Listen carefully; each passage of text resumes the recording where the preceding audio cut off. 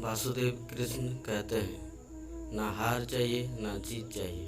जीवन में अच्छी सफलता के लिए परिवार और कुछ मित्रों का साथ चाहिए। हौसलों की एक कहानी।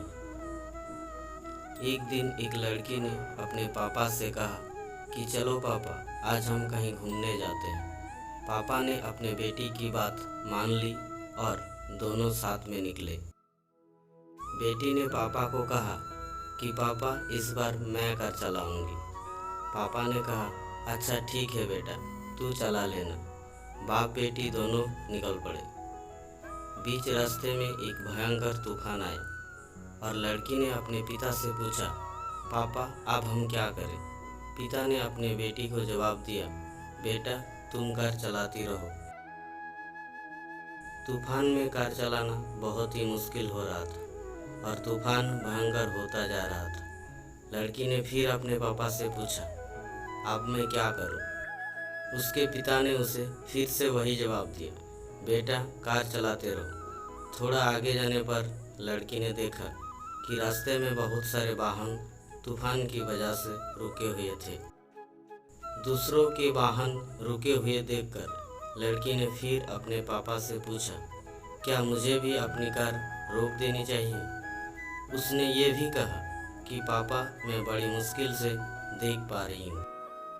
उसके पिता ने उसे फिर से कहा, बेटा कार रोकना नहीं, बस धीरे धीरे चलाते रहो। अब तो उस तूफान ने बहुत ही भयंकर रूप धारण कर लिया था, किंतु लड़की अपने पापा के सुनी और कार चलाना नहीं रोका।